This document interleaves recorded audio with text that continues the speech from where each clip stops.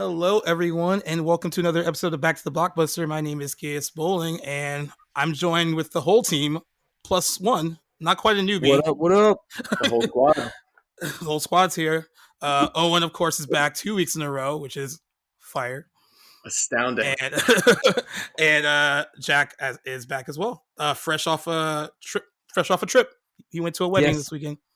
Yes, I wore a bow tie and drank many of John Daly's over the weekend. It was fantastic. But I need to tell you that I literally stayed in the most motel of motels ever, man. I've been staying in Long Beach Island, and I'm telling you, I get in there. There's a bed with one sheet on top of like the bed sheet, one pillow, a TV the size of a computer screen that's fuzzy, and just a microwave. It was unbelievable. You guys, I could easily have got murdered. You got a microwave. That's a plus. It was wild. There's a pool, but the ocean was like 50 yards away, so it was just like these kids just fucking running around everywhere. It was wild, but great wedding. Yes. And we got Sam back with us. He actually helped me out with a little Batman Returns thing that we did. He helped me out with that, and I actually kind of met Sam in like the little like virtual press room that we have to wait in while we're waiting to do our press junkets. So that's where we kind of first noticed each other. Owen and Jack weren't on before when you were here last, so let them know what you're all about, and let the listeners who haven't heard what you're all about as well. Sure. I mean, I'm Sam Stone. I write for CBR. I write for Looper. I write for SVG. I write for Popverse. Just kind of an all around like pop culture dude. There we go, Sam. Good to have you back, man. Which is I'm all about this comic book news. CBR, love that shit. Love that. What's in a John Daly? What is in a John Daly? Let's go back to that. You know what an Arnold Palmer is? Yeah, it's that with vodka. Yeah, that's all it is. It's fantastic. I will make one after I get off the line. I'm telling you, man, it's really a summer drink. It's light, it's crisp, and if you just get the right amount of vodka, it's refreshing. Perfect. Oh God, we're gonna change this podcast to about being luscious and drinking John Daly's on the regular. That's the new concept. I'm down with that. So today we have like a few news items, not a lot, but the bulk of the episode is it will be the 10th anniversary of The Amazing Spider-Man. So we're going to be talking about that. We'll be talking about that a little bit. Forgotten Spider-Man, I would say the most forgotten Spider-Man. Yeah. I think, and I watched it. I watched it again. I watched it again like a couple of days ago. A lot better than it is perceived to be, I think. Do you think it was ahead of its time, or was it just too soon after? Save it for the discussion. Yeah, that's true. We always do this. We always just jump right to the one thing we're not supposed to talk about yet. So before we get into the news right now, Owen, what did you do? Did you watch anything this weekend, or catch up on anything? So this weekend I actually watched pretty much the entire season. I think I might be on the last one, maybe the last couple of the Umbrella Academy. Thought you were going to say Peaky Blinders. Damn it. I didn't realize how much I missed the show until I started the third season, and it has been hard to not put on immediately as soon as I get home. It's one of those things that I just can't, they always leaving me on a cliffhanger, ready for the next episode. And I think it has the perfect dichotomy of like they don't really take themselves too much seriously. And they kind of have fun with it. And that's what I really like about it. It's like they make this superhero trope more of a, hey, listen, everyone's kind of doing this. We're going to fuck with time. We're going to mess around with whatever is the craziest thing of the time and just do it. And maybe give you a conspiracy theory into the Kennedy murders. So, I mean, it's just great. I absolutely love it. So it's been a great watch and good to revisit the series. It definitely is one of those shows on Netflix when you first popped on, you're like, what am I watching? And then all of a sudden you find yourselves 8 episodes in and you're like, I fucking love Claude. Like, Claude is the man. Like, and then all of a sudden you get the little fucking dude who's just like jumping through time, but he can't age. So he's like 500 years old. Well, he does age, but he just reincarnates himself into a younger body.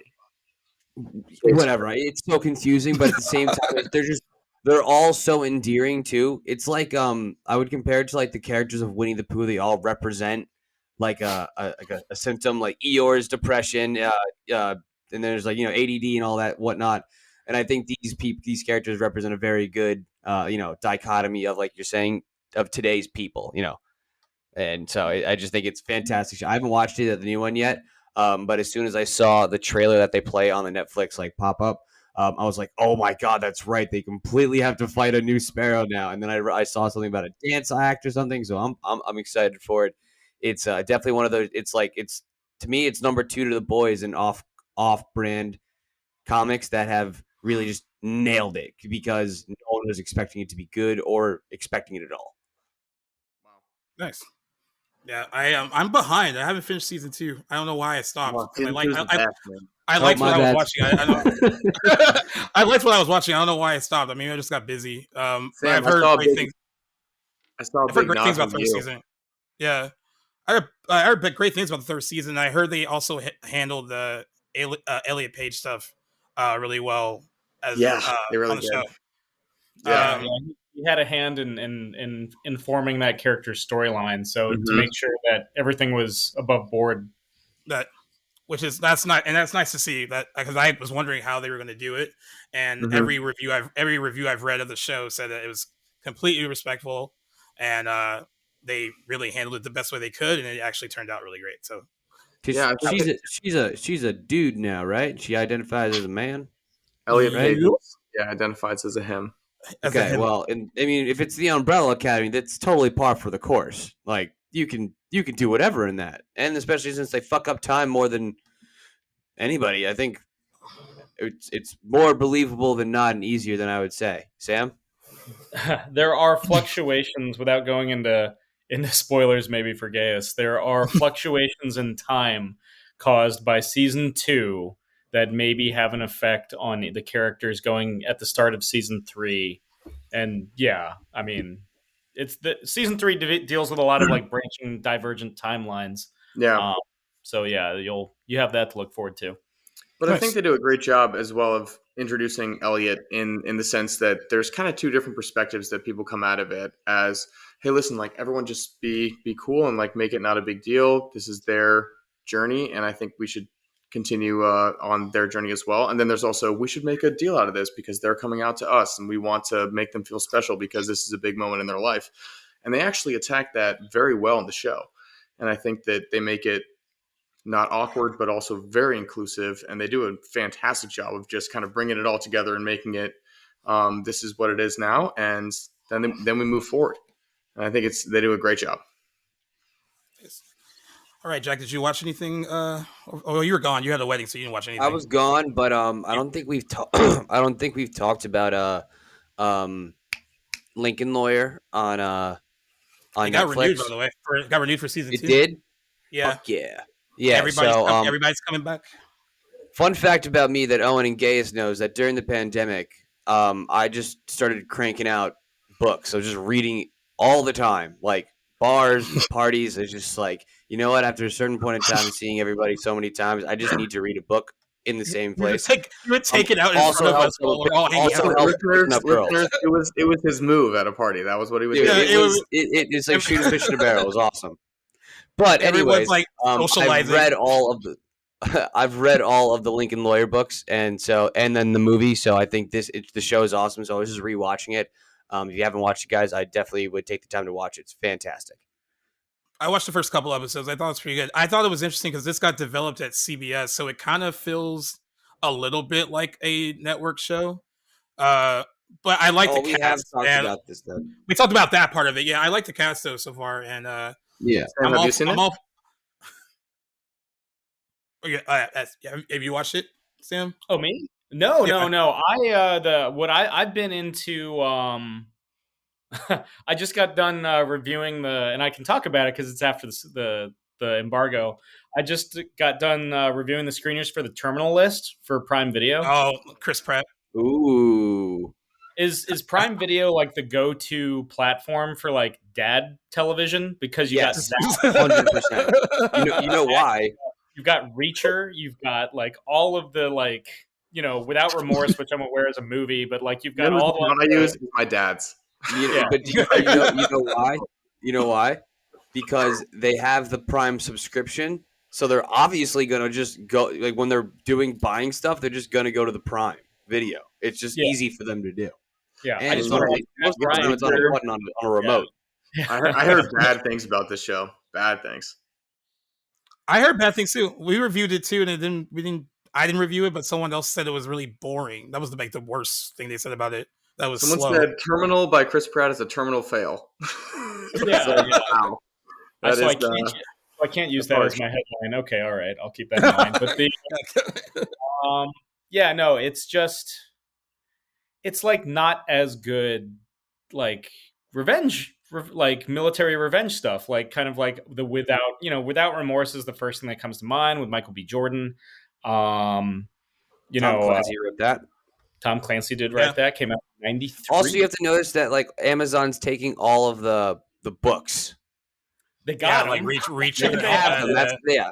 Exactly. Yeah. So they have a great deal with all the publishers, so they can just be like, you know what? That's an awesome thing. You want to make $1 million? Yeah. So it's just like the action's fine. I don't know if Pratt maybe has the range that the role requires. So after the Tomorrow War, I agree. I mean, I just don't see his acting chops making me feel dramatic. Like I think he's fooled us. He's fooled us a lot, I think. Yeah, he's failed us with Jurassic Park, now with Tomorrow War, now with Terminal. Like, go back to being funny, man. Like, you're a great comedic actor, but now that I'm thinking about it, as much money as they've made. Like now that I'm thinking about it, every emotional scene that Chris Pratt does, where he's like, he has a certain face where it's like scrunched, like all of me in the Chris, like, it's like he's constipated or something. I'm like, dude, no, Gamora, no, blue. It's like it's all the same shit. There's a couple scenes in the Terminal List where he clearly has to like think about something where he's like, okay, now you're going to start to turn sad. Like you can see those gears start to turn in his face. Yeah, that's exactly it. He takes a long time to move from emotion to emotion. Do you think that it's his fault because he's been like, do you think it's his agent who's casting him in bad stuff that's been badly written? Or because, I mean, he's obviously a genius actor. I respect him tenfold. He's done a lot of characters perfectly, but some of these other dramatic ones, he just hasn't really hit the nail on the head. My favorite Chris Pratt role is a dramatic role. It's not a comedic role. I love him in Moneyball. He's great in Moneyball. Dude, I was just watching that yesterday. It's my all-time top 5 movie for me. Easy. I've seen it so many times. I love that movie. Yeah, he's great. Just a good trend is that the Yankees are doing so well. They keep playing the Moneyball music at the end of it when he hits the dinger against all home runs. Now it just hits different. It really just hits different. Billy Bean's worst nightmare comes up. I think Chris Pratt has fallen back on like kind of playing a variation of himself a lot, which is kind of a problem. Like I didn't really notice this until he got really popular, like after Guardians and then Jurassic World. And I would watch him in interviews and like the kind of quippy stuff he does in those movies. That's like his personality, and he kind of falls back on that a lot. So that's why when he does like more dramatic stuff, it's hard for me to buy it as much. I'm not saying that he's a bad actor. I just think that he's better with certain material. I think he's much better with more comedic, like light material than anything dramatic. With the exception of Moneyball, I do agree with that. I thought he was really good in that. But I feel like his premise as an actor, because Adam Sandler we always know as like this slapstick kind of guy, and then he takes these dramatic roles and kills it. And Hustle. Adam Sandler is built different. Okay, like, can we give Chris Pratt the benefit of the doubt, or do we think that he can actually be in dramatic roles? But does he have a daughter in this movie? He always has a daughter. He always does. He always has a daughter. He has to save them. Always has a daughter. She's always like 6 or 7 years old too. This trend continues. Oh no! Of course it does. Yeah. I think it maybe goes in ways you might not expect, but that trend continues. Well, I mean, Whatever. I think he knows what he needs to fall back on in order to like emote. He's like, these are the things that I care about. I care about being a father. I care Yeah. about this. Yeah, I think that he kind of maybe not on purpose. I mean, I was what Owen was saying. Like, is it like poorly written stuff, or is it just him? Like, I don't really think he's found like the right dramatic thing yet to kind I of don't think so either. to break him out of like what he does with like Guardians and Yeah. the Jurassic franchise. Like, he hasn't really found that thing yet. Okay. And there's still time, of course, but like he just hasn't found okay. it. But I personally feel that like he's not really like he's doing different roles. Like one, he's a space traveler. The other one, he's a dinosaur trainer, and then the other one tomorrow, and I don't really know what that was. He's like an All I'm hearing extraterrestrial. is sci-fi action hero. Sorry, that's literally all I'm hearing. Yeah, so and I think he has pretisms in like all athletic. of them. He's athletic. Yeah. And everyone's banking on his Guardians juice. That's it. Like he's not. He's just not like he's not like I haven't seen him in a real dramatic role since Moneyball, and I think like Owen said with Adam Sandler, he could do it well, but it's not really proven he is. I mean, like even Passengers didn't do well. Like You Passengers talk about was all the time. set up for success, and it did not do well. You talk about that movie so much. That movie is what broke it. Let's be honest. But, like, what I'm saying, I think so too. I think Sam so said it too. right. Sam said it right. Yeah, there's pre-Passengers Chris Pratt, and then there's post-Passengers Chris Pratt. And we're in the post phase, and maybe he needs to find better material to work with, or maybe a better agent. I think. I really think he does. Yeah, this agent is selling him stuff that is not well written. I'm worried he'll get too big where he gets to make his own passion project, and then he really goes downhill. Oh no! Well, that one story he's always wanted to tell. The Bible. I'm gonna play devil's advocate for a second because like the Bible. What if he's just like a Ryan Reynolds and he just has his wheelhouse and that's what works for him? Is that the difference, and it's something I think about because Ryan Reynolds and The Rock, Dwayne The Rock Johnson have a clear range, but they found it out how to work in that pocket. I would argue Dwayne more than Ryan, but I don't think Chris has found his pocket yet. I think he's looking, but I think he needs to find his director. You know what I'm saying? Like Christopher Nolan has Cillian Murphy. Denis Villeneuve has that fucking weird looking dude. You know what I'm talking about? You know what I'm talking about. He's got a few. No, it's like he's got a weird last name. So it's an M, I think. But you know, he needs to find his director. I think that's what'll work for him. I mean, I disagree. I think he needs to find his writer because he is a very talented actor in general, but he needs to find someone that's going to write him dialogue that fits with his personality. And I think that it's called Star-Lord. Yeah, what I'm saying is afterwards, he's been trying to take these dramatic roles, and they've been trying to take him too seriously. Yeah, like if you're going to lean into this kind of stick, like you got to go to the Ryan Reynolds route and basically say, I'm going to be a comedically action figure where I'm not going to take it too seriously, and that's just who I am. And like you kind of got to go either that route or I'm not good at dramatic roles. Or also stop chasing franchises because it seems like he's doing that too. He's trying. Like, it seems like he's doing that a lot. And do an indie. Yeah, I mean, like, kind of prove like you don't need. And I know, like, for a lot of actors, they want that big tentpole release, like that big like move. But he has a few now. He has a few under it. He has a few. Yeah, he has a few under his belt. So maybe like try to like challenge your range a little bit more. I kind of feel bad. Like, he doesn't. I usually like him, but like I can kind of see where like he's stifled at times too. Where like he's kind of been his ego's been blown up and he's kind of just eaten up into it. Like he's just kind of been like, like I'm offered these big roles, I'm going to take them. And there's nothing against that, but I think you should kind of go back to, listen, I'm part of two very successful franchises, Parks and Rec, Marvel. I'm a superhero. Like, let me do something that's close to me, show me who I really am, rather than doing something on Amazon Prime that's unsuccessful. Right. I think you hit the nail on the head. I think he just needs to kind of reevaluate what he wants from his career. Yeah. And I actually thought the trailer for Terminal List was decent. It looked interesting, Yeah. but then the reviews started pouring out, and I was like, "Oh man, that sucks." It kind of doesn't flow as well as it possibly could have. Was this an impromptu Back to the Blockbuster approved Chris Pratt? Oh yeah, right. I did kind of turn into one a little Yeah. bit. So should we go around the horn? What do you guys think? Approved or not? Do I approve Chris Pratt? I mean, can I reserve the right to change my mind, but Yeah, like, of course.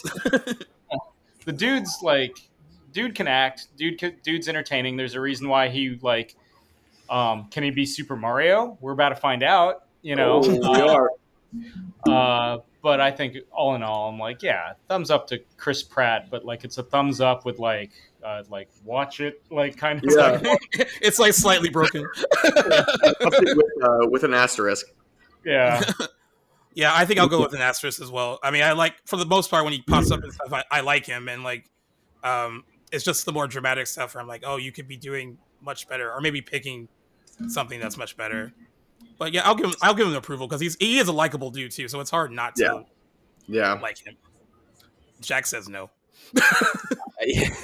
I mean, the trend continues. It's always two against one. But I need to ask Sam now that he's been part of at least a blockbuster approved. What do you think of Jared Leto? I'm maybe not.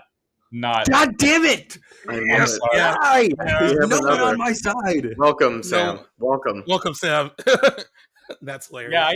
Yeah. I actually, covered Morbius too, guys. Maybe can take the break. Maybe I can, maybe he needs to find his way too, because he has that dude's got an Academy Award versus Chris Pratt. All right, can we just cut this right now? I do not want to talk more about. I know what I started, and I regret it immediately. We're talking about Chris Pratt. Oh god. That's funny. Right. I don't think Chris Pratt. It's just the action movies outside of Star-Lord. Like, I want to watch them, but like they're just lackluster. I really think he needs to find like a director that'll be able to like really bring it out of him. I mean, James Gunn is probably that guy, but it's like that for him, but with a different yeah, project. exactly. So maybe hop on a James Gunn project outside of superheroes, and let's see what he can do with that. I mean, even if James Gunn can do that. Yeah, I was gonna say, tell James Gunn that. Yeah, exactly. So yeah. So what's your rating? Approved or not approved? He doesn't approve him. I do not. Okay, so I'm actually going to agree with Jack on this one. Yeah. Did you just switch off? Did you just switch off? No, I didn't actually. I never said my rating, but I loved Chris Pratt for so long with Parks and Rec, and even when he became Star-Lord, I started to kind of dislike him a little bit. I think he lost his love for cinema, and he just became sort of obsessed with what the next character is going to be rather than what he wants to do. Chasing hits. Yeah, chasing hits. And Action hits. The only reason I'm saying no is because of sort of the progression he's been on. I mean, once he's gotten Star-Lord, that was just the decline. So I'm saying no because I'm not – I mean, every single project he's made recently I haven't been excited to see. So it's not like I'm dying to go see Chris Pratt in theaters or even on the small screen. So that's why I'm voting no. I mean, I'm surprised I'm giving him an asterisk because I absolutely hated Jurassic World Dominion, and that was the last thing I saw him in. I won't even go see it. It wasn't really his fault. I mean, like, he didn't really his character and Bryce Dallas Howard's character, they were just there. Like, they didn't really have a lot to do, and that had nothing to do with them as performers. It was just the writing was just bad. Yeah. Locusts. Yeah, locusts. Yeah, you have that brilliant setup from Fallen Kingdom, and you just like, no, we're not going to do that. Yeah, remember when Jurassic Park was about dinosaurs and not locusts? Remember that? Now it's about locusts.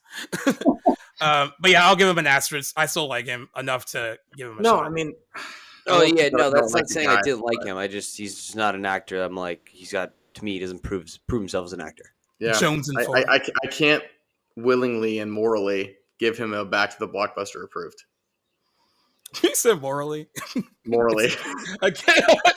Against your moral code. I wouldn't sleep at night.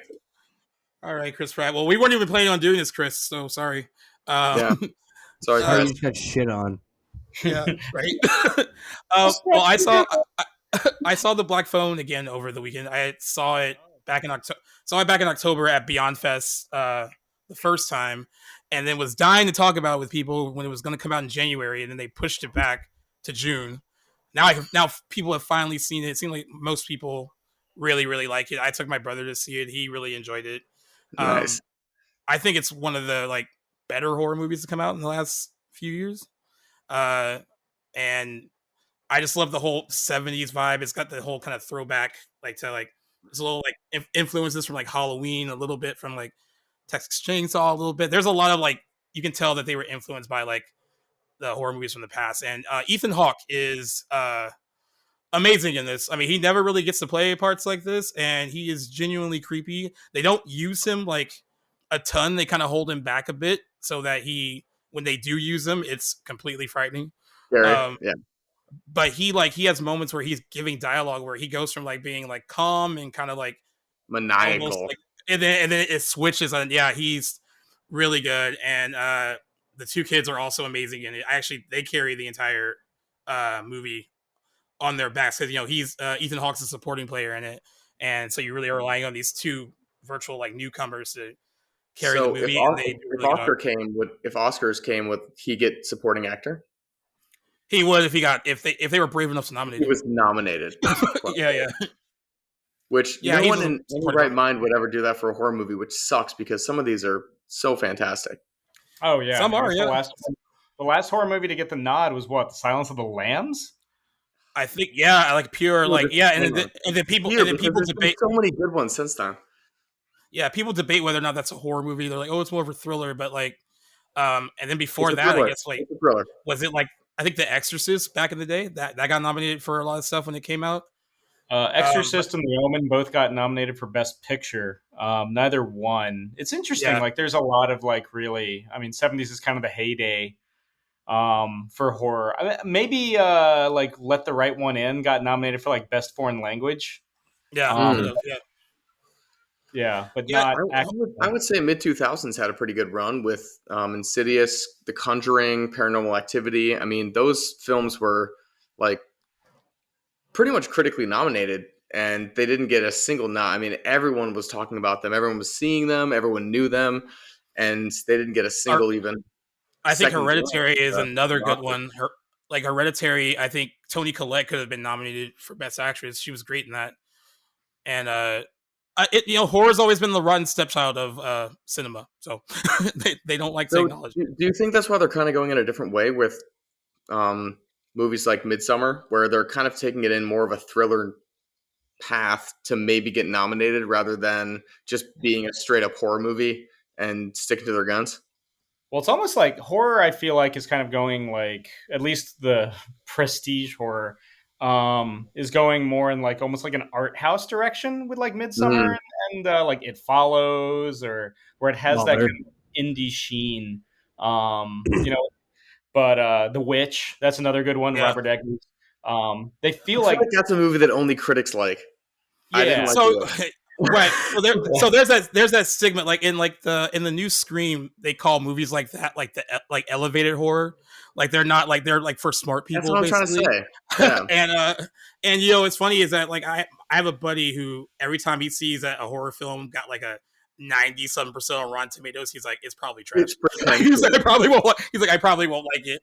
And I'm like, that sucks. I mean, but it is like for certain audiences, they're expecting certain things from horror movies. And then when they get the more prestige elevated ones that aren't necessarily like full of jump scares and gore, they're more like psychological. They're more psychological. They're more of a slow burn. Like some people don't like that. Like they need to be like fucking jolted every 5 minutes. Like you can add that, but like I think that if it's rated PG-13, that's what gets me out. As long as it's rated R, I'm going to go see it. And those are the ones that I think that pretty much hide away from the Oscar seekers. Yeah. Well, I think you should see The Black Phone. I think you would really like it. It's really well done and rated R. I've been dying to see it. Oh nice. Is that the VHS? What? no, it's a book. It's a book. It's based on the book, yeah. Which obviously was bought after the movie came out because it has a picture of Ethan Hawke on it. Yeah. The original title for the short story collection, including the Black Phone, is 20th Century Ghosts, Nice. which is a different short story in it. But yeah, no, it's a good time. Gaius, you mentioned Scream, and there's been some Scream rumors lately. Not to seg too hard. Yeah, there have. I mean, so Owen wasn't on when we talked about this last, but Jack was, and Jack was like, I don't really know a lot about Scream and whatever, but he had an opinion on the whole Neve Campbell, basically like negotiations falling through. Like they essentially weren't going to pay her worth to come back for this one, and that's what she basically said. Like she was like, I know my worth in these films. Like I know what I should be getting. She's been in 5 of them. She is the face of the franchise, pretty much. She should be getting like a decent amount of money. Like in a perfect world, she would have what Jamie Lee Curtis has with these new Halloween movies, where she's also getting like a producing credit to actually make money off of the box office and all that. So Neve Campbell, like she made an announcement like a while ago saying that she wasn't going to be in it, and that was the reason why. Social media like went off about why that was the reason. They were really upset that Paramount wasn't paying her what they should be paying her, especially since they're having a stellar fucking year with all their movies have been hits this year, especially Top Gun. So there's money in the bank to give to her. $1 billion. Yeah, for her salary. there's money to give to Neve Campbell. Yeah. But there's been a lot of rumors since, and I don't really buy into them usually, but like this one is coming from someone that has broken some Scream rumors, and they've actually turned out to be true. And they're saying that like behind the scenes they worked things out with her, and she like secretly signed on, but they don't want to like talk about it publicly too much. They kind of want to do like a Andrew Garfield, Tobey Maguire, like No Way Home, like surprise kind of thing. And they're also saying that like the little role that she has in Scream 6 kind of directly ties her into this final one, which will be 7 of this new trilogy. So they need her to be in it, is what they're basically saying. So she'll basically be like Luke Skywalker at the end of The Force Awakens. I mean, it's just coming to the point. It's just coming to the point where just you need someone to wrap up the trilogy, and you're relying on this one person to make the final act. And if it's not good, then everyone hates it. And to rely on one person to finish up the trilogy, I mean, I respect the fact that they're going after the original actor, but like, God, at a certain point, stop with the games where it's like, oh, we're gonna have them in there, or no, we're not. It might be a surprise, and then it gets leaked, and then you find out, and then you see the movie, and you're like, I knew this the whole time. That's what's frustrating to me. It's like everyone's gonna find out early. Just let people know, and let us decide whether or not we like it. I don't know. It's getting frustrating at this point. If we're following the Star Wars trajectory, does that mean that Gale dies in Scream 6 to set up Sydney? And what happened with Sydney? I mean, they the problem with like the legacy characters, because they got rid of Dewey in this last one. There's so many people that want them both to just survive, and like I think for a lot of people who they love Neve Campbell as Sydney and they love Courtney Cox as Gale, but there's also a lot of fans who are like, hey, it's been like now 6 movies. It becomes harder to survive the entire time, right? Yeah. But I will say this for people who are like who cares if Neve Campbell's in it? Every time we write a story about Neve Campbell and Scream, and it trends hard. Like the one we covering the rumor we did on Monday, it's still our top trending story on Joe Blow because people care about covering the rumor. I hate that. They maybe cover the rumor, but they were like, "Hey, like you should cover the rumor because you like the movie." And I was like, "Well, I would rather cover the fact, like if it was like true." Should we just make this podcast called "Back to the Blockbuster / Scream" podcast? We've talked. I know we talk about her a lot, and like just because we kind of started when like this last one. People love to know about what's going on with Scream. Dude, yeah, and like and people love Neve Campbell. I mean, like she's a. I mean, she is a. Guys, do you see what's happening right now, bud? Right? Wait, what's happening? Owen is just rolling you right now. He is. I know. Whatever. if I can support Neve Campbell, I will support Neve Campbell. I am a Scream fan. I like it. Listen, I am all about the Scream. I am all about the Scream. I do wonder. And the Silent Assassin. I know, right? A little bit. Well, anyway, speaking of stuff that made a lot of money, we wait. Last week, Jack was like, I was like, "Hey, is Top Gun Maverick's close to $1 billion?" And you're like, I don't know if it's. And then it did it like last weekend. It did it, yeah. No, it did it, yeah. Multiple regiments went to go see it, Jack. Multiple regiments. Oh yeah, dude. One. So here's the There's deal some with like, people who haven't seen it, which is shocking. yeah. Here's the deal with its weekend box office. So like, domestically, the original estimates had it tying with Elvis with 30.5 million each. And then the actuals came out and Top Gun made like 29 and Elvis made like 31.2. But if Top Gun's Friday would have been like a little better, it would have beat Elvis because it actually beat Elvis on Saturday and Sunday, like by a significant amount of money. So like, and then that was the big story that it has grossed $1.006 billion so far. It's the first movie of 2022 to gross $1 billion. It's $1,600,000,000. Yeah, it's Tom Cruise's first $1 billion earner ever, and it's actually the second highest grossing Paramount release behind Transformers: Age of Extinction, which grossed like $1.1 billion, which I think that it'll beat that as well to become their biggest movie. And I think with 4th of July this weekend, I think it's going to get a 4th of July bump too from everyone that's all about like America and all that. That people want to go see it again. So Gaius, I have a question for Sam based on that. So I saw an article literally today, and it said Stephen King, the only person or the only movie he's ever walked out of was Transformers. Oh, and yeah. I'm wondering what you think about that because I'm wondering what he's thinking about that. So I want to hear your response. Like, what would even get Stephen King to go see walk out of he's never walked out of any movie before. Transformers is the one he walks out of. Well, I feel like I feel like the bigger question is why would Stephen King, the director of Maximum Overdrive, Overdrive, right? Yeah, go see Transformers. Like, can you imagine him in like 2007, like with like his wife Tabitha just being like, "Oh, let's go check out. Let's go watch Shia LaBeouf check out Megan Fox all day." Yeah. So he, I mean, that's the first one he walked out of. I don't know what got him in the theater in the first place. He probably shouldn't have gone in the first place. I'm gonna guess he didn't watch the sequels. Yeah, it's just an odd mismatch. Stephen King, actually, I don't know if he's a big TNT or USA guy, but if he watched, they're always on. Yeah. He definitely saw Dark Side of the Moon. Oh yeah, He definitely saw one of those movies. And I also thought what an unnecessary sting to Michael Bay. Like Michael Bay is just chilling this week, and he's like, "Oh, that's the only movie you walked out of was something I made in 2007 for a long time." Because he made Transformers, and they've all grossed a ton of money. They're just not that good. And actually, the first one is the one. The first one's the good one. Oh, and Bumblebee. I personally think he walked out because he saw the first 30 minutes and he's like, "God damn it, this genius! How dare he? How dare he make this? I should have made this." I don't understand Michael Bay. Nope. He did. It's called Maximum Overdrive. Maximum Overdrive. It really is his Transformers. And I'm sure people walked out of that too. Yeah, probably. Yeah, because he posted that because he was responding to someone that said Jurassic World Dominion was the first movie they walked out of in a very long time without finishing it. I've actually never walked out of a movie.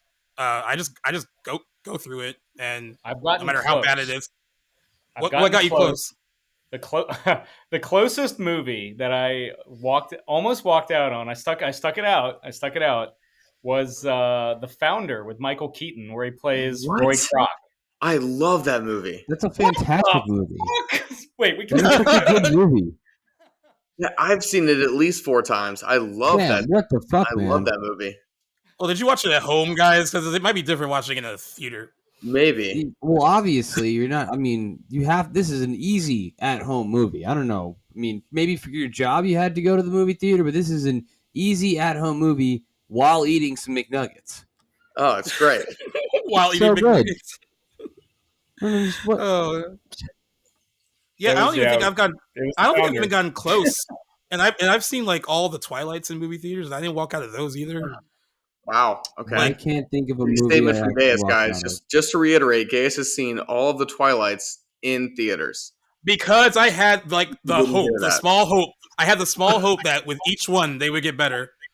No, he And liked then, them. He liked and them. it didn't happen. I did not like them. Yes, And it it's did not. okay to say you liked Twilight. It's okay to admit that you were dying for the next one to come out. I like was not. Twilight. I didn't waste money on it, but I like Twilight. You don't like Twilight, do you really? Yeah, dude. Fuck it. I used to watch it all the time with my Reads books sister. at parties, bro. He likes Twilight. Dude, shout out to Molly because she's my sister. She was the one who made me watch it. I was like, I'm kind of down. They're- Team Wolf, whatever, you know. Teen Wolf is good though. Team Taylor Kitsch. Teen Wolf is good. Team Wolf, baby. God. Well, I before we get into Spider-Man, I know you guys have seen a lot of the set pics from the new Barbie movie that is coming out next year. It's a mix of like I can't wait to see what they're doing with this, and a slight concern. I just don't know what direction they're going in. Like someone put it on Twitter today, they're like, "Is this made for kids? Is it made for adults? We just don't know yet." But the accuracy on some of the outfits is pretty damn good. Someone did like a side by side of them in the skates and stuff, and they look good.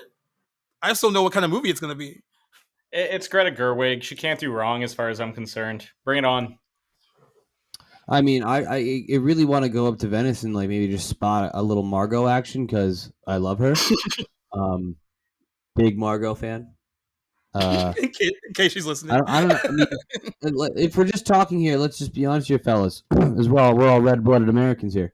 When your first scene in an actual motion picture is one, you giving Leo dome, and then two, you being fully nude, and you still go up from there, I give you all the credit in the world. So I love Margot. Like she could have been just like a bad actor who was super hot. But she killed it. She has done everything she's needed to. She produces most of her movies. Like she produces movies now more than she's acting in them. So Yeah. I think she is fantastic. Is she a 2-time Oscar nominee? It's like I, Tonya, and Bombshell, or is there anything else? Is that Like the only both. two? Dude, she I think is those so are- hot. yeah, Oh the only my two. god, she's so hot. I can't And even get over it. she did all that before like what? She was 30. Like I don't know. She Yeah, accomplished. she's 23 when Wolf of Wall Street was filmed. I'm really interested to see what the script is like because like this movie for me can go in one of two ways. Like there's one where it kind of goes cheap knockoff, like maybe a romantic like comedy, Legally Blonde kind of yeah, thing. I don't know, like that, or they can kind of take a different spin on it. And in that sense, there's so much wide open. There's many different doors they could take. And I really hope I see that because I feel like Margot and Ryan Gosling just they probably wouldn't take roles nowadays that aren't like If it wasn't more to it. they wouldn't just take some sort of money jacker. I feel like they're going to take something that's going to provide when you're born for a role like Ryan Gosling and Margot Robbie for Ben and Ken. Or Barbie and Ken. Bro, Ben and Ken is a different movie. Dude, Ryan Gosling broke up a fight. Have you seen this video? He broke up a fight in New York City wearing capris and a tank top, ripped to shreds, and both these guys just stopped. They were like, "Oh," because he was so gorgeous. So if that's not Ken, Barbie or whatever, yeah, in a second, I mean, duh. So, this is a huge money grab. This movie, I'm saying it now, is going to make dumb amount of money. I think so too. I do not care what some fucking no offense to you two guys, Chris and guys, I love you guys. I do not care what fucking reviewers say about this movie. This movie has been like coming for 50 years. Like moms will probably want to see this movie because no one asked for it though. No one asked for it. Who gives a shit? It's gonna make money. And that's why they're doing this. And that's why I was on someone else's podcast, and they said based on like the writer and director, because there's pedigree behind it, they were like, wouldn't it just be funny if it came out and got like Oscar nominations too? Like if it was like really that good, like if it's really smart, like, it's a possibility. Oscar Best Picture. Yes, Gaze, you said it today. It's going to be nominated for Best Costume Design. That'd be really sure. Yeah. Well, no, it is. Yeah, it Simu is. Liu is in it, and he was saying he was originally going to turn it down because it's the Barbie movie. But then his agent was like, "No, seriously, dude, this is the best script I've ever read." So Jeez. it's Greta Gerwig directing it, of Little Women and Lady Bird Lady Bird. fame. So I think it's gonna be wild, but it's gonna be something special. It's gonna be fun to look back on this next year and be You- like 10 Sam, do you think Oscar it's gonna nominations. be- Sam, do you think it's going to be tainted because of this Barbie, like, sort of handhold that they have over it? Like, is it going to be one of the best Mattel. movies we've seen in a while, but like the fact that it says Barbie is going to be a little bit of a chokehold? I mean, it depends. It depends. I mean, that first trailer is going to be the make or break, right? That's going to be Yeah. what determines the public's That's perception. going to get so many views. So Yeah. many. Oh my god. Holy Especially after shit. this picture. Oh my god. Yeah. Dude, that And and they better not give me a teaser than a real trailer. Just give me the real trailer. Yeah. Yeah. The 25-second teaser to the trailer that's coming out in a month, and then the second trailer comes out in a month and a half, and then the final trailer comes out a week and a half before the movie. Fuck that. Also, Sam, I think that'd be a really fun press junket to work. I'm just like in I my think head it'll be thinking the- that. I don't. It's a year out for both of us, but if Yeah. that press junket's going to be bananas, it's just going to be absolutely bananas. I should just throw my name in the hat for it now. I was like, I want this in a year. Right away. give me this in a year. But yeah, I mean, like I'm hopeful just based on like the pedigree and like the people in it, and like you said, like what Simu Liu said about his agent saying like, no, this script is really good. Like I don't think it's just going to be like a commercial like pop kind of movie. I think they're doing something a little bit more smart with it.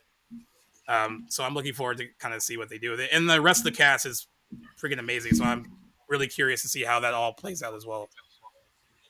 But yeah, now we can hop into the main part of the episode, which Main is event. about the Amazing Spider-Man, which was released on July 3rd, 2012. Coming up on 10 years, which is crazy. It doesn't seem like it was 10 years ago. The Amazing Spider-Man came together after the cancellation of Spider-Man 4 because they didn't want to do another one with Sam Raimi after, even though Spider-Man 3 made a lot of money, a lot of people didn't like it. So they kind of decided to hit the reset button and kind of did the origin story over again with Andrew Garfield playing Peter Parker, Spider-Man. They did not go the Mary Jane route. They went the Gwen Stacy route with Emma Stone playing the part. And he also had Dennis Leary, Martin Sheen, Sally Field, and other actors to name a few in it. The movie did make money, made $758 million worldwide, and it was the 7th highest grossing film of 2012. It also spawned a sequel, which we won't talk about too much on this one because it's not its anniversary.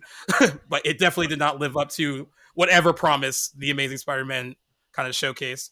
I would like to know, I mean, I'll start with Sam, kind of like what you thought of it when you first saw it, and if you thought it was necessary for them to kind of hit the reset button and not continue on with like what Raimi was doing and kind of starting over with Long story short on that, no, I don't think they should have hit the reset button. And I remember being confused about it when I first heard about it.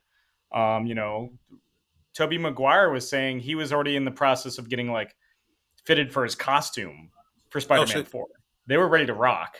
You were reading the box office data earlier. Amazing Spider-Man 3 earned well over $800 million. Right. It did almost $100 million better than Amazing Spider-Man 1, but they have everybody locked in contracts and they're like, well, this is our normal now. Yeah. I remember seeing it in theaters. I was studying. I was in grad school at the time. I was studying abroad in Argentina, and it was released as El Sorprendente Hombre Araña in Argentina. El Sorprendente Hombre Araña. I remember going to see it, and every time the cast in both Amazing Spider-Man movies are great. The casting is great. Every time those movies try to be like different than what came before, that's when they struggle. And like the untold history behind the Parkers, like his parents' death. Oh, his parents. Yeah, that's a subplot that never really pays off. And it never really was interesting. the the not quite with great power comes great responsibility like quote, because we don't get that one in this. We get like this weird not quite that thing from Martin Sheen. Yeah. That's a cop out. That's a cop out. But yeah, there's some interesting Well, things that I enjoy in it. But did I think it needed to be rebooted? I didn't think so in like 2009 when they announced it, and I didn't think so when I saw it in 2012. And here everyone's I am 10 years later, frozen. and I'm still Here here we to tell go. you I don't think it needed to happen. All right, Owen. What about you? Yeah, I mean, I actually really agree with pretty much all of that, Sam. I think that it's so interesting for me to sort of realize, why is this the superhero that gets the most consistent reboots and the most, like, the quickest Oh my ones. god. They're the ones that, I mean, barely years after Tobey Maguire died, they're already thinking about the next Spider-Man. So they didn't do this with pretty much any other superhero except Batman. I will say that Batman's the only other one who they've sort of resurrected many times. But I was wondering why they were doing this, and I can then answer the question. um, I think I one know. I think second, I know where Jack. Jack's going with Yeah. this. Yeah. I know where he's going with that, but I think they stayed true to the comics when it comes to the web shooters, and they were going a different direction. And when it comes to the stories that they can tell with a specific Spider-Man, I think that that's kind of where they were going. Um, but I thought this was a very quick revitalization of a character that I didn't expect to see a new origin story, maybe even sooner than Wolverine got one. Really? Well, one, the No, I reason feel that left they, out. yeah, I think I well, felt a little one, bit differently about it than you guys.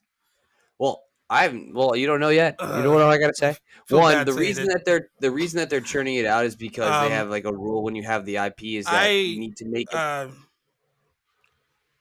I didn't like Spider-Man 3, which is the problem, I think. And I think that was like the main issue I had, is that like Spider-Man 3 was just so not good to me that I was that I was perfectly okay with like well, I guess the other scenario, they could have let Sam Raimi breathe and just do what he wanted to do instead of interfering, which is what they clearly uh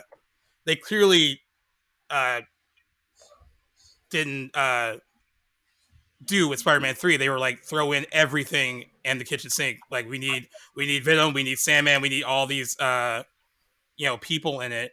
And I think that's why Spider-Man 3 kind of failed. So I was perfectly okay with a kind of like reset on it, cuz I was just afraid if they kept going with the way they were going, that it wasn't going to get any better.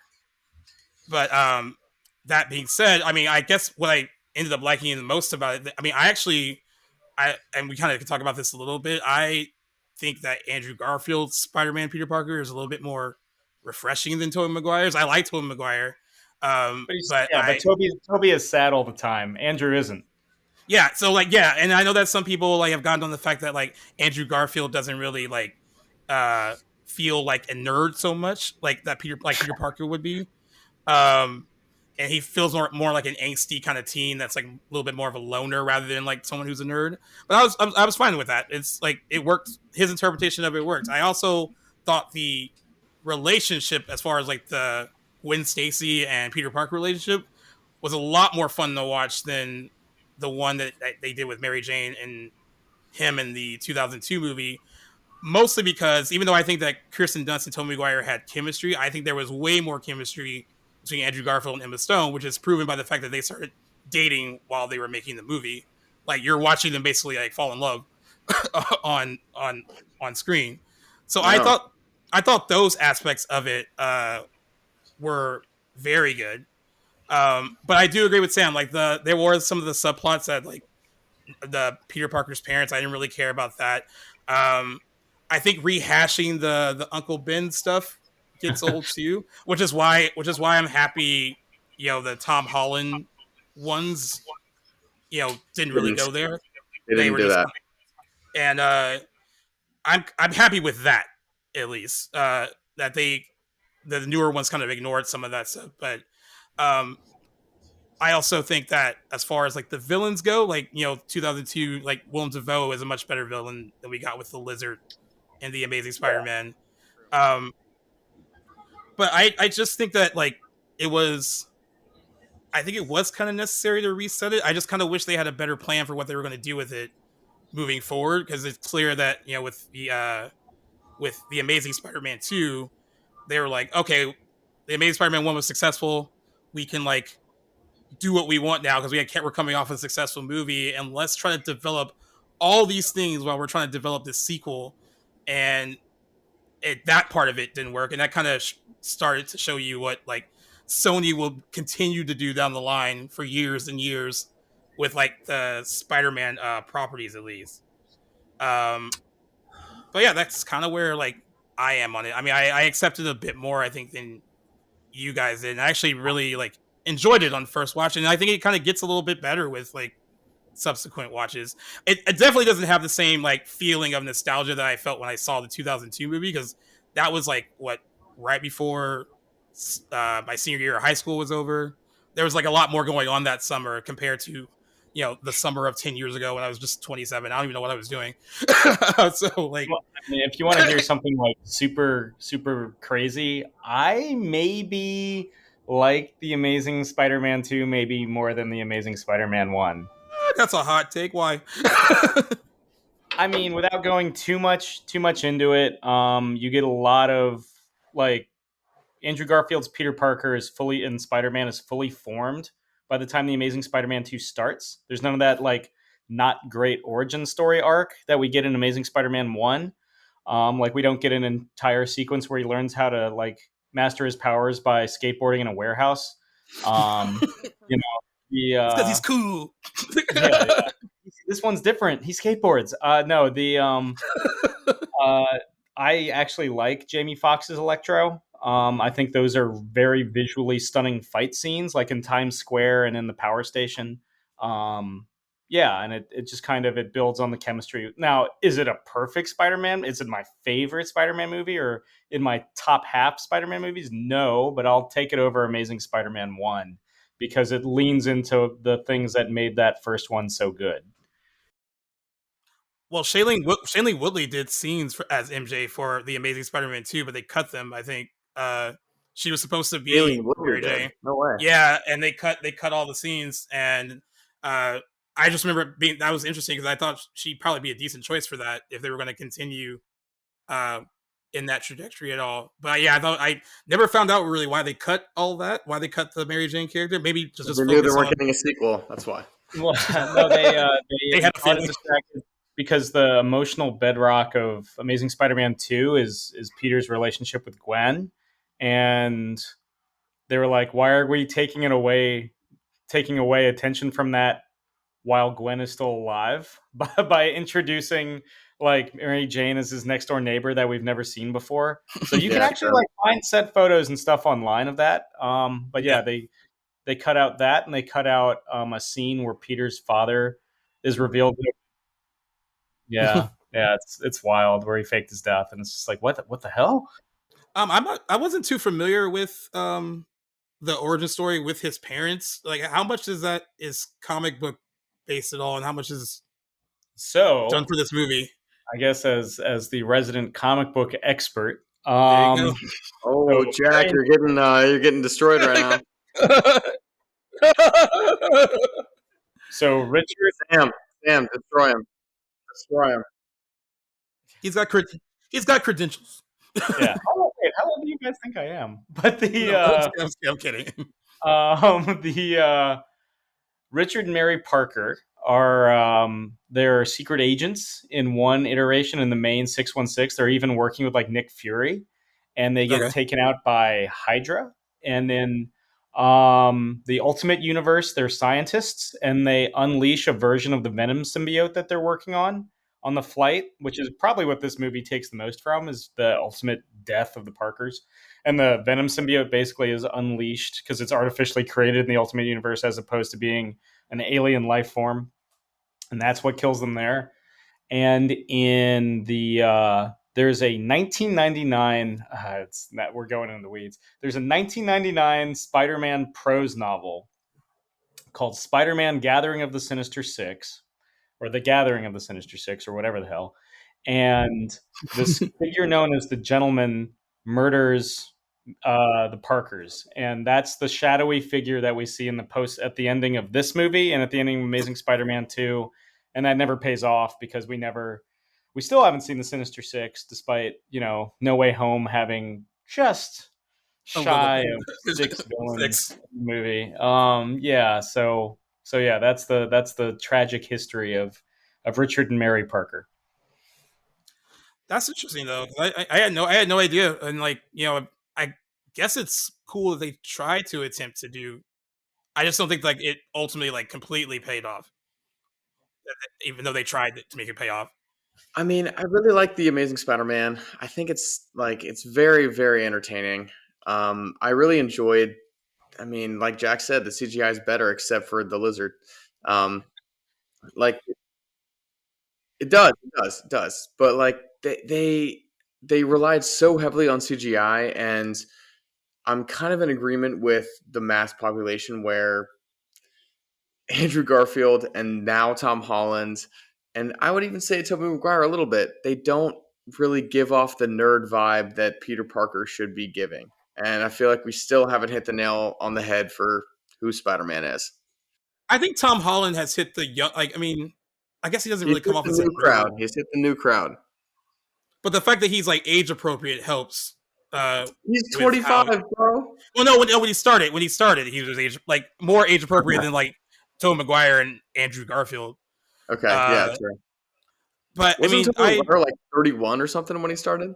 I He think he was was in like his late he twenties, was right? like 20, like he was 27, and Andrew Garfield was like 29 when they started. And then you figure uh, Tom Holland was, I think, 19 when Civil War came out. So Okay, yeah, they're working their way. They're working their way. we're getting there. Yeah. They are. They're. It's interesting now because I think what's interesting to like look back on this movie is the reception that it received 10 years ago, and hmm then the reception that After like No Way that. Home. Yeah, after No Way Home, where like everyone's just like, yeah, Andrew Garfield. Now, I was one of those people when the movie came out. I was like, hey, I thought Andrew Garfield was a better Spider-Man than Tobey Maguire. I said that 10 years ago, but then like seemed like everyone was just like rooting for Pull the him, or it tape. just Pull became. the tapes. Yeah, they jumped on the Andrew Garfield bandwagon, and suddenly he was I mean, he was great in the movie. like I don't know like in your screenings like what it was like, but his appearance in No Way Here, Home got the biggest cheer here. of the bunch. And why do you think that is though? I mean, like I guess maybe time kind of like makes these things a little better, and then maybe because like they don't like link the Amazing Spider-Man and the second one together as much. You can kind of look at them as two I think separate it's things. because I mean, at the end of the day, like I mean, I'm kind of those cheerers age. Like when did the first Spider-Man come out? 2002, 2002? Yeah, I was 6 years old. So like Andrew Garfield was kind of like the first one that we got to go to the That's how, movies for. So I think a lot of cheers were for that.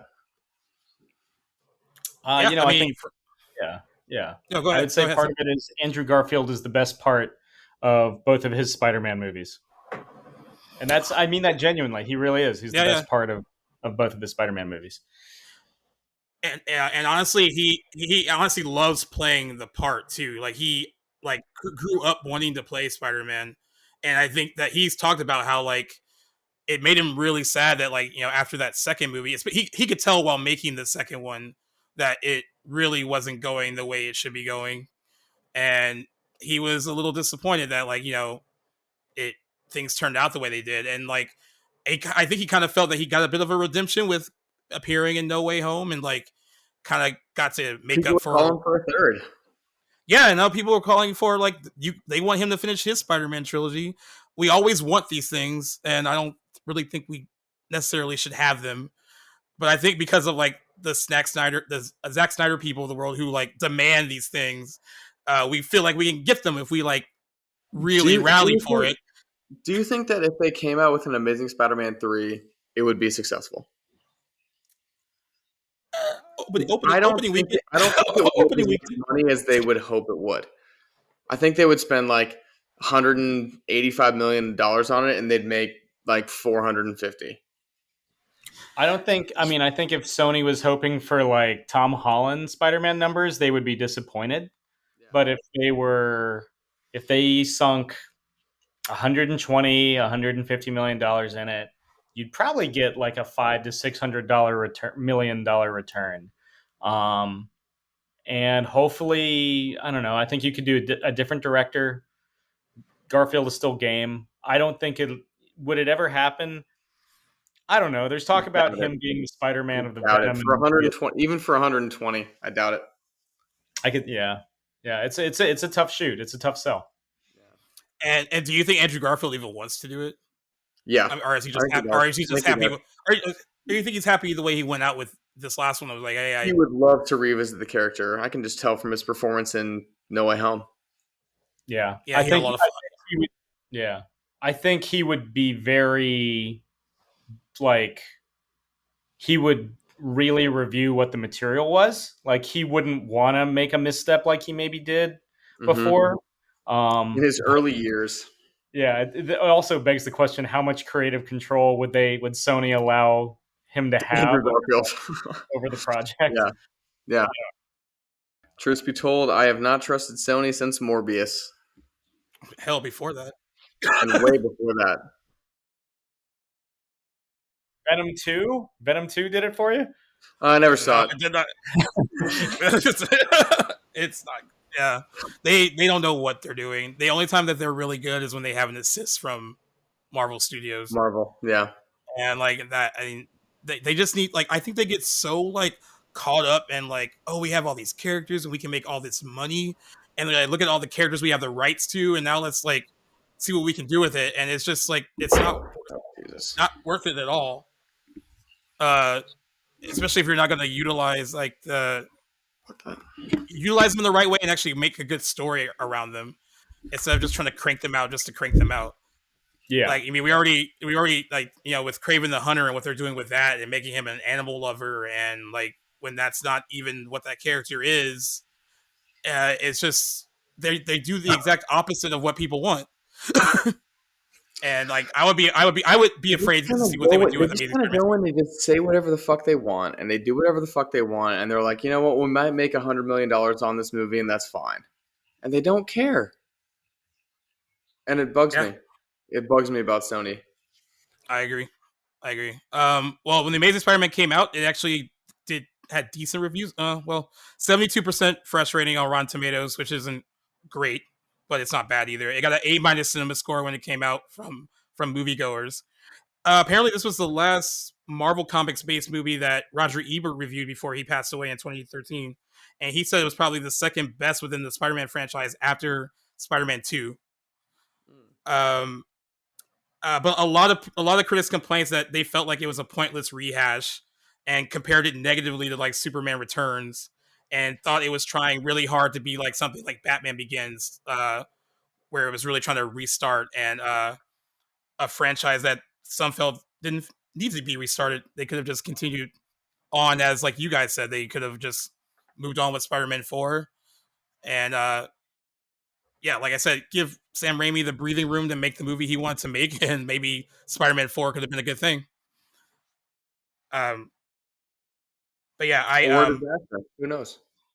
Yeah, who knows? I mean, and I know that Sam Raimi was like kind of he was burnt out after Spider-Man 3. The experience with that kind of made him a bit negative towards these kind of movies, which him doing Doctor Strange was like a big deal because he was going back into this world again and like I rewatched it again this weekend as well.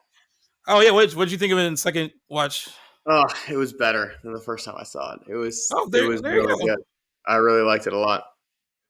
I was expecting like the Batman where you're like, oh, I didn't really like. I liked it, but it didn't hold my attention like it did before. I really I don't know. I kind of appreciated more of the like lighthearted nuances about it rather than being critical of them the first time around. I feel like every time I watch a new Marvel movie, I'm like, all right, what's the new Marvel joke? Where are they going to find comedy? And so I'm a little critical of that when I first see it. And then on a second watch, I appreciate it a little bit more. And I'm like, yeah, that works there.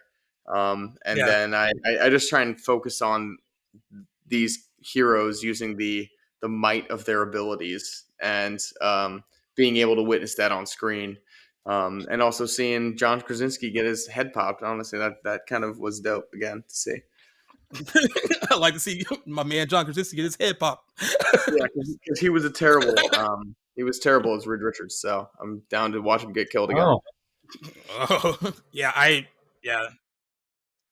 Hey, he has opinions. That's his name on Instagram. he's got opinions. Yeah, that was sick. But his only action scene was him doing this, punching the air, Yeah. one long arm. She grabs him and then turns him into fucking fettuccine. So like, he's not impressive whatsoever. Smartest man on Earth, 818. Just And Jace, you and I talked about true. this in the Doctor Strange episode. They were like, "We're not scared of Wanda. We're scared of you, Doctor Strange." She comes in and kills them all. I'm like, and takes them all out. You should have been scared of her the entire time. And so like, fell smartest man in the universe, my ass. Absolutely not. That's so stupid. That's so dumb. I hope that he dies with this movie and he does not become Reed Richards. More hot takes from Owen.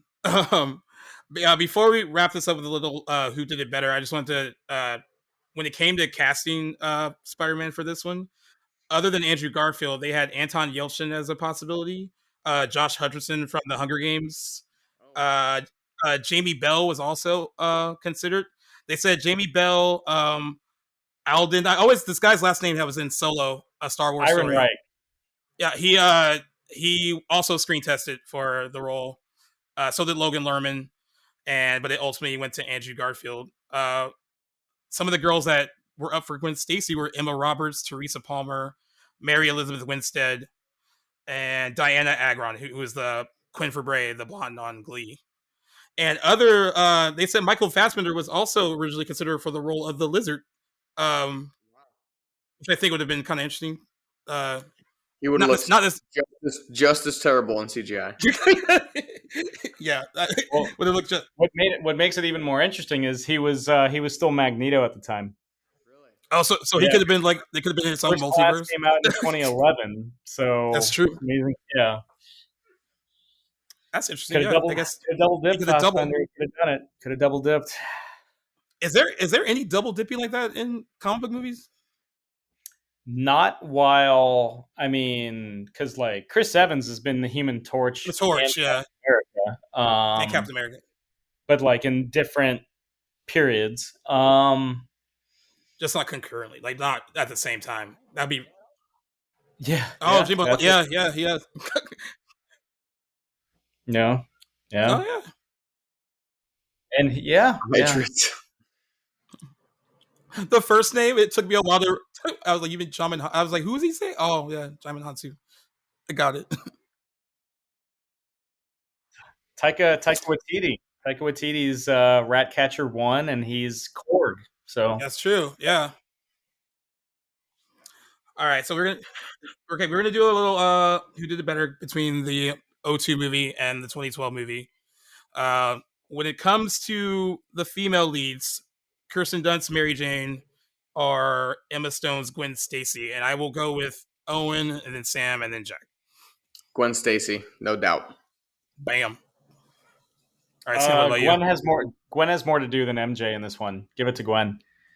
That's true.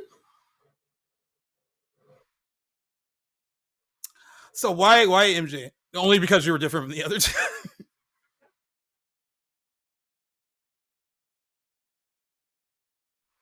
Okay.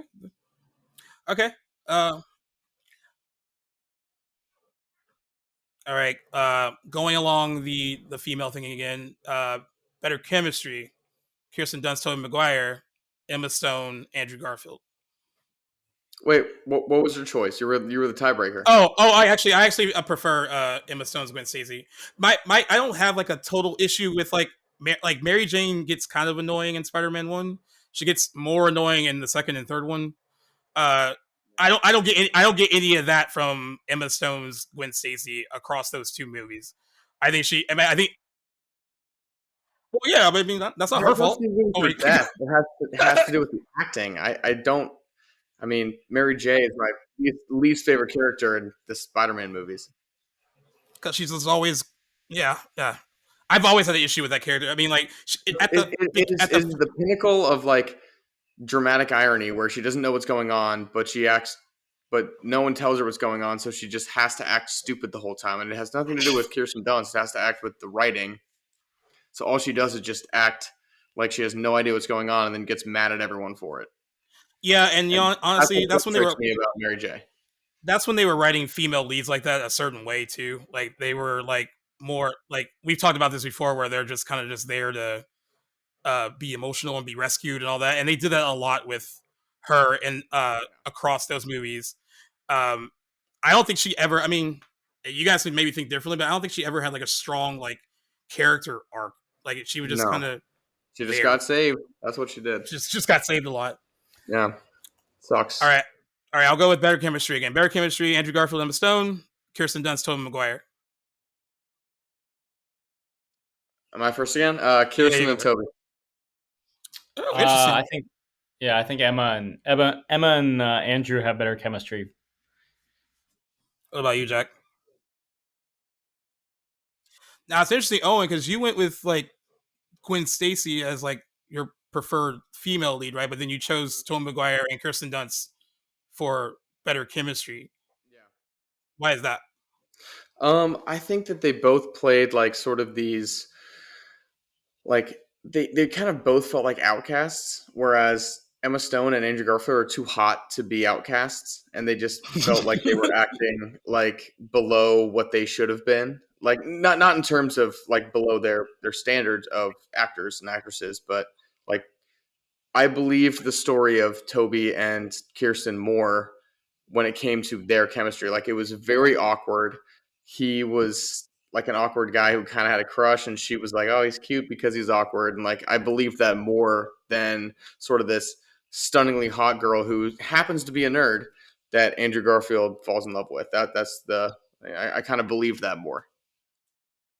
No, that was 100% Oh, real. that's Like awesome. Yeah, 100 plus takes, but they did it. but they got it. But they did it. That's true. Yeah. That's true. That is true. Yeah, that's true. Okay. You know, I think I said Emma Stone and Andrew Garfield. I mean, Lone Wolf. there are times where they are like bouncing dialogue off each other, where it's just like they're completely riffing and on the same page, and you can just like kind of it doesn't feel like they're acting really. It just seems like they're just kind of like enjoying a See, conversation together. to me, that feels more scripted rather Oh, than more really? conversation. Yeah, like the absence of like, I mean, I'll equate it to Jack. You're gonna hate me, but Gone Girl, where the dialogue just feels fake. Oh, look at Jack just raised that up.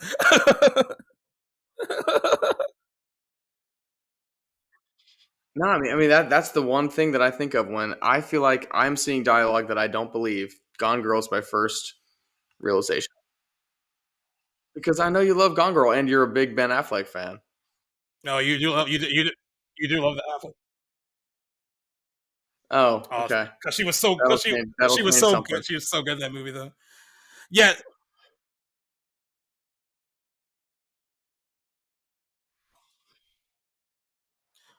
and oh, and I get what you're saying about how certain dialogue seems like it is actually written dialogue and not like real people talking.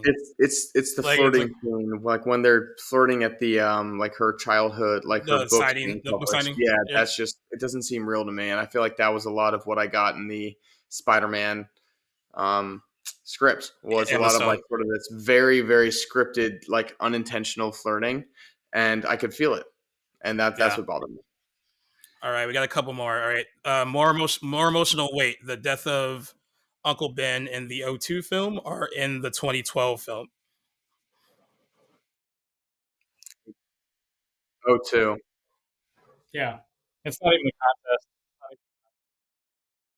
contest. Yeah, honestly, me Really, neither. it's really awkward in the Amazing Spider-Man 1. It's really like he's like stumbling, like it's yeah, it's much better handled in the 2002 Spider.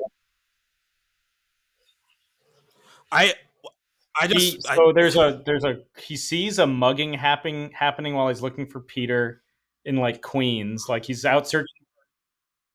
he basically like runs into him and shoots him, and it's like, oh, okay, yeah, it's a whole thing.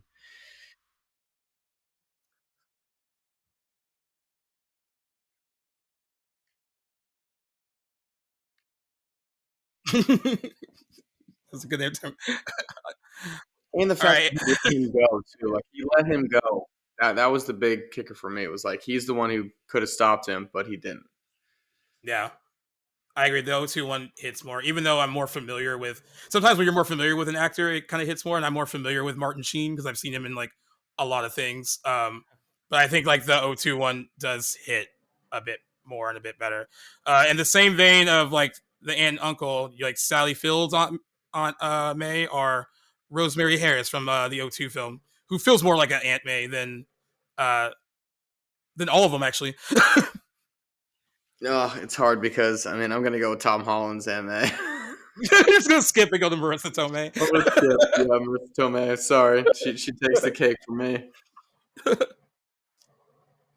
All right, Sam, who's yours? That's tough. That's tough. Rosemary Harris feels more like comic book Aunt May. Yeah, she does. And that she's like geriatric as fuck, but like, yeah, it's probably gonna go. I'm probably gonna stick with Rosemary. I mean, Sally does a good job, but I'm gonna go with Rosemary. All right, what about you, Jack?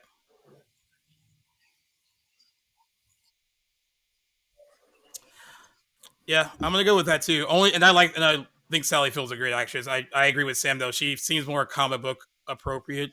Uh, the one that you kind of grew up reading in the comic books. Um, but I will say, not. I mean, I know this has nothing to do with this film, but what they do with the Aunt May character in the Tom Holland movies, I thought was actually kind of brilliant and just made her like hot, and she's just unaware that she's hot. and I Oh, don't she think. knows she's hot. She knows. I mean, well, it seems like she like was like more aloof to it in like the first and second one. Um,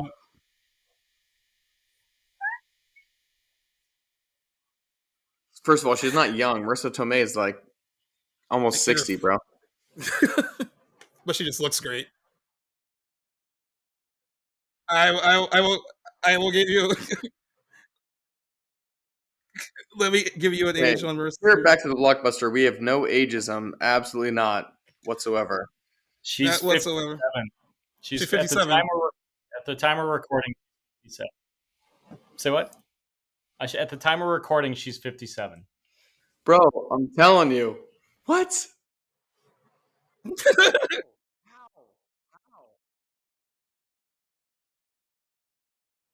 No Way Home came out 5 years ago before the pandemic.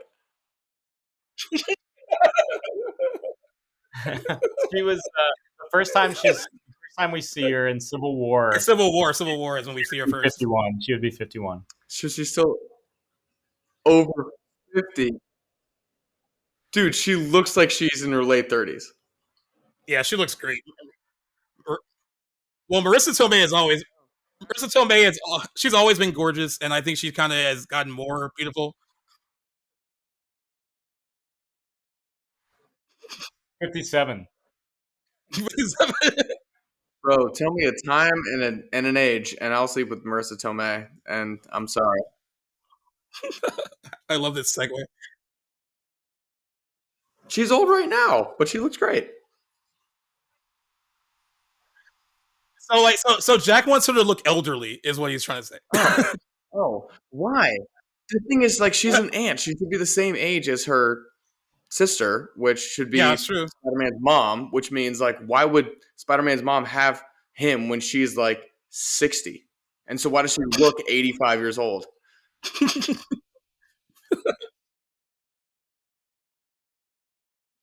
All right. And lastly, I think we kind of touched on it, but if you have to pick between Andrew Garfield in this film and Tobey Maguire in the O2 film, who's the better Spider-Man, Peter Parker?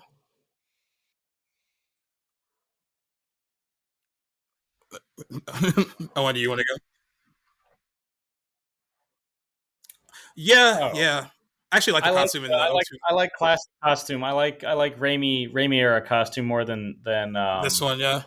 than what's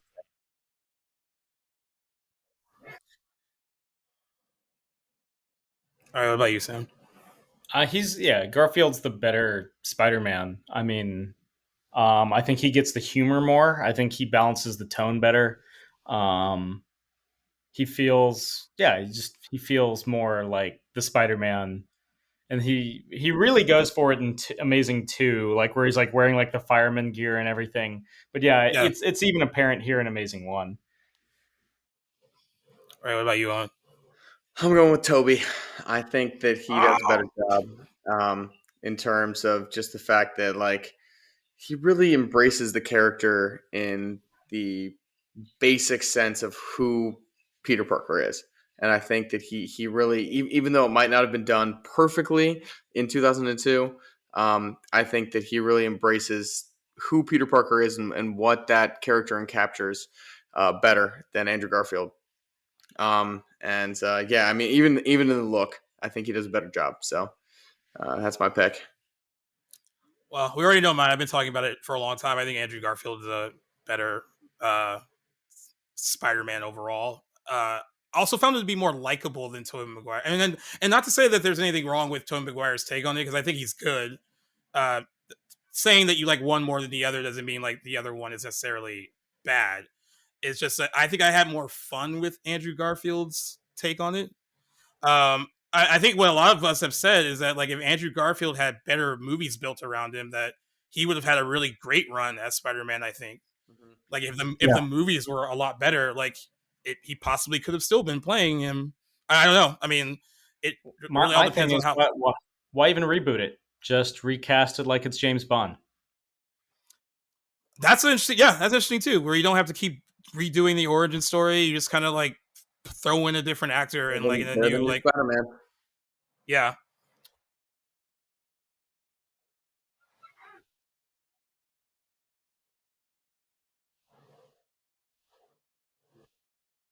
That is what the story is. Yeah, the only time James Bond is a different character, like Sean Connery through Pierce Brosnan, is quite explicitly the same character. Like he mourns. Like I'm not just saying I have a James Bond poster like right there, but like the like that he mourns his late wife. There's references to past movies But across that Double O spectrum. Seven is 007 Right, 007 is the is the secret. title. The name.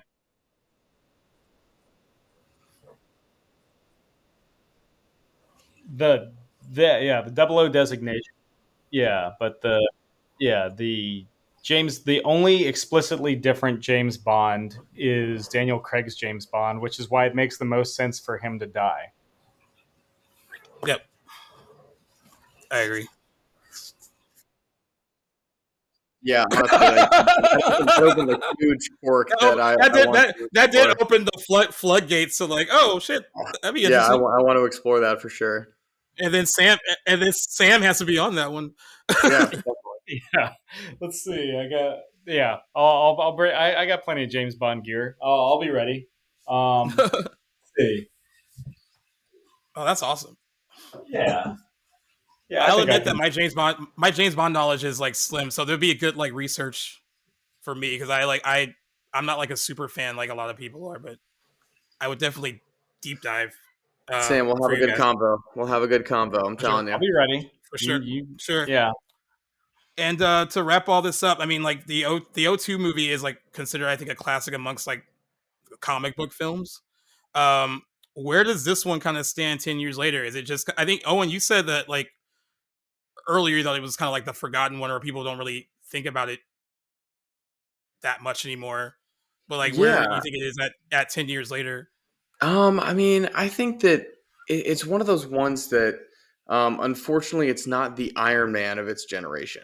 Iron Man is the one that is like considered the pinnacle of the like like the generation of MCU.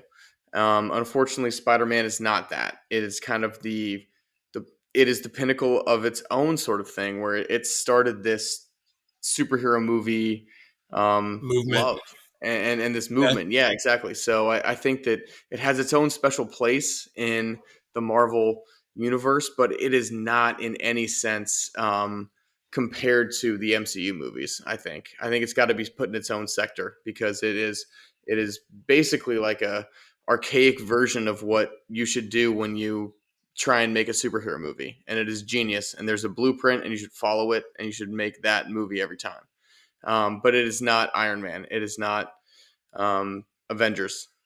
So it's really hard to kind of put that in the sense, because it was made 15 years prior. So it's like, how can you really judge those two movies when it comes to CGI necessity? Like, these movies rely so heavily on the creation of new things, and to put you in a different world with super abilities. And the 2002 version does a great job of it at the time, but it does not stack up to Doctor Strange.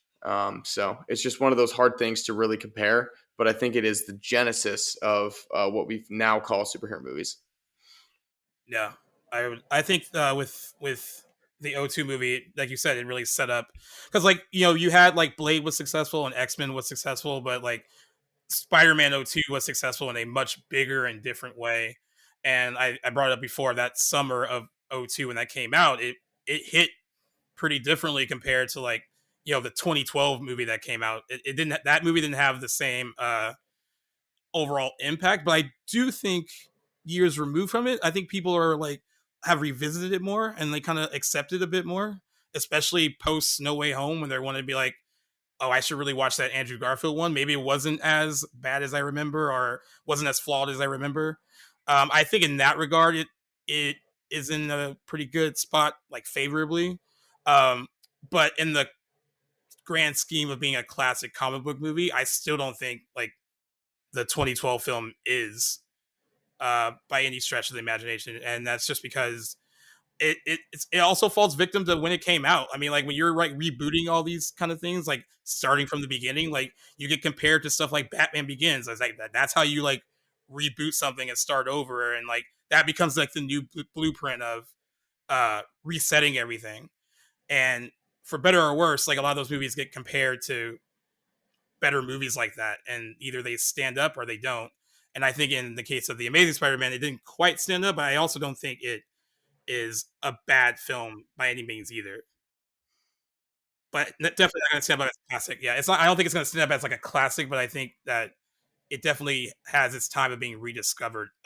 Years down the line. Dude, my Amazing Spider-Man Blu-ray was covered in dust. That's the last time I watched it. I pulled it out of the Blu-ray rack, and it was like, shut up. Yes, yes, they do. Physical media still matters, you assholes. Sam, what about you? Like, we'll end it with you. Like, what do you think as far as? It's a product of its time. It feels like, I mean, they're all studio movies, right? But it feels a little more studio-y than maybe some of the other ones. But I do like that. Andrew Garfield has got the reappraisal that he frankly deserves. I think that was good. I agree. Well, thank you guys for revisiting this one, and Sam for being on. I feel like you might be like a go-to for like anniversary, especially comic book stuff, because that seems to be your thing. Oh yeah, or James Bond apparently. Yeah, sure.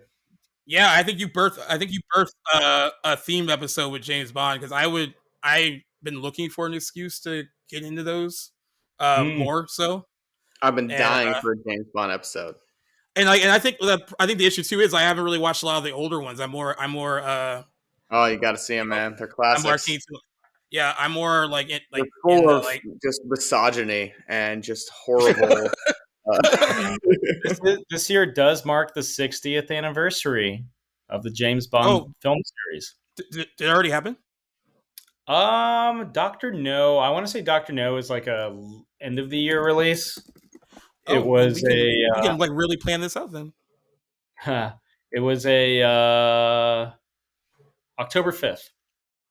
All right, we can really plan that out then. We have time to like watch, or I would have time to watch some of the older ones, because I've only seen some of the older ones in passing, and I'm more familiar with Pierce Brosnan, down the line. So, that'd be fun. But Sam, thank you for being on with us, and not only talking Spider-Man, but also talking the news at the top of the episode as well.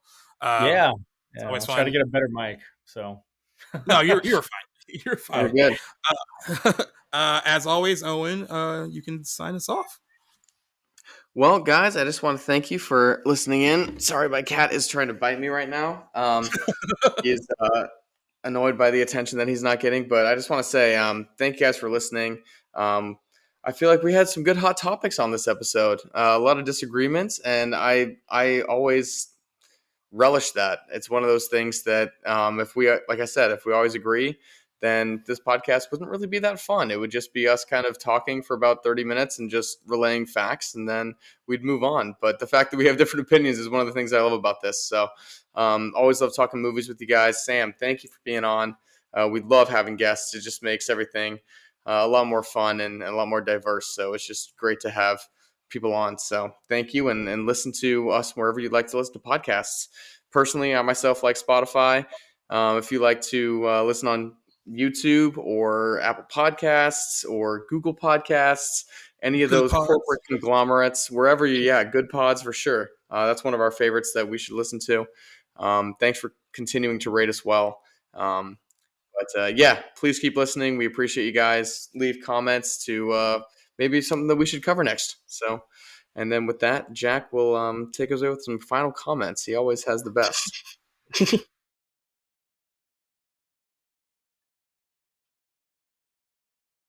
Sure. Yeah. Thanks for having me on. You can read my stuff at CBR, SVG, Looper, and Popverse. You guys have been it's been a lot of fun talking about all things Spider-Man.